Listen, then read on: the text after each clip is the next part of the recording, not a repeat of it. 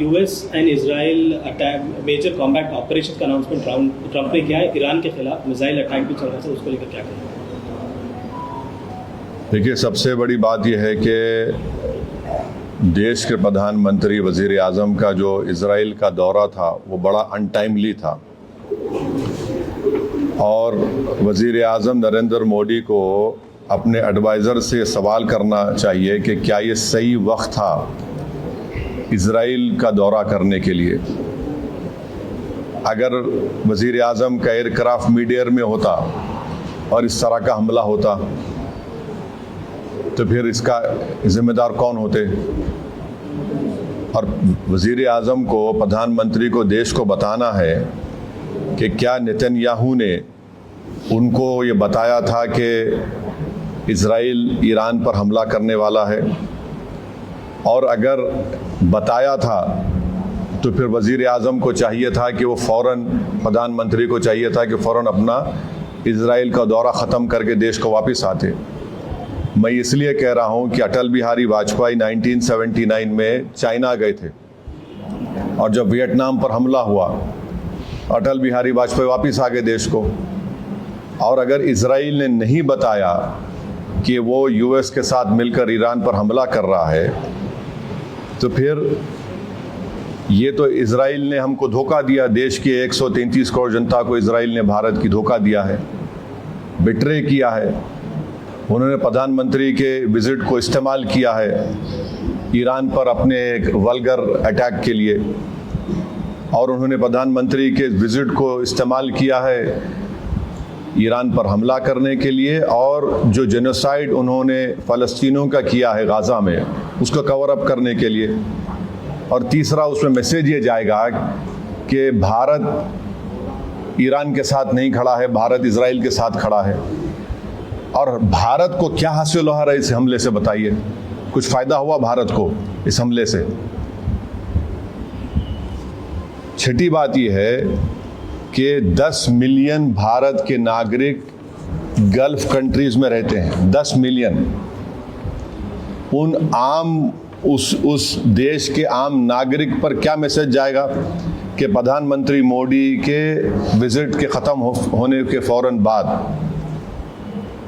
Israel ने Iran पर हमला किया। अब आप देखिए, बहरीन में हमला हो गया, क़तर में हमला हो गया, हाँ, सऊदी अरेबिया पे हमला हो सकता है।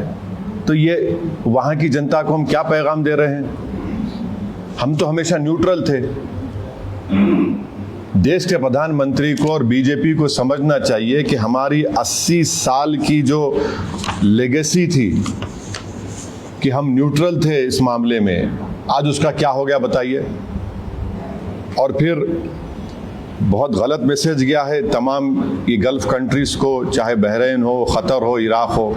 और हम जानते हैं कि क़तर होस्ट कर रहा था कि सीज़ फायर हो गाज़ा में, इजराइल ने वहाँ पर हमला कर दिया, बॉम्बिंग की। इसमें भारत का बेनिफिट क्या है बताइए? और प्रधानमंत्री के साथ जो आपकी बरादरी मीडिया के लोग गए थे कवर करने के लिए, वो भी फंसे हुए इजराइल में, अब उनका क्या होगा? तो ये जो, और लार्जर पॉइंट ये है कि यूएस पे अब कौन भरोसा करेगा? आप बातचीत भी कर रहे और हमला भी कर दे रहे आप। तो ये सवालात हैं जिससे देश के प्रधानमंत्री को, बरसर इख्तियार जमात को, बीजेपी को इसका जवाब देना पड़ेगा।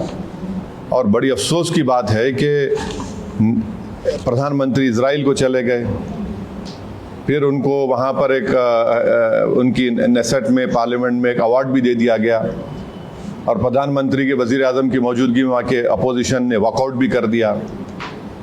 इजराइल ने नरेंद्र मोदी के इस विजिट को इस्तेमाल किया हमला करने के लिए और दुनिया को बताने के लिए कि भारत उनके साथ खड़ा हुआ है, बल्कि ये बेट्रेयल है।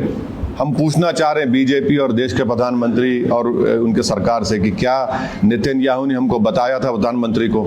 अरे बताया तो प्रधानमंत्री को निकल क्या देना चाहिए, जिस तरह वाजपेयी ने किया था 79 में। और अगर नहीं बताया तो फिर इजराइल ने इस्तेमाल किया हम लोगों को। ये बड़ी तकलीफ दे बात है।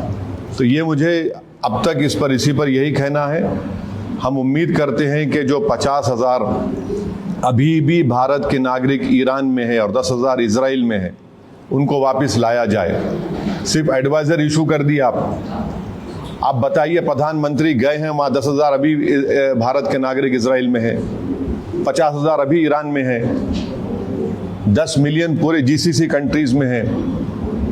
किसको नुकसान होगा बताइए इससे? ये हमारे 10 मिलियन भारत के नागरिक अपनी गाढ़े खून पसीने की कमाई भारत को भी जाते हैं फॉरेन एक्सचेंज के तौर पर। नेशनल इंटरेस्ट क्या सर्व हुआ हमारा बताइए प्रधानमंत्री के जाने के बाद? ये हमारे सवालात हैं। Thank you very much.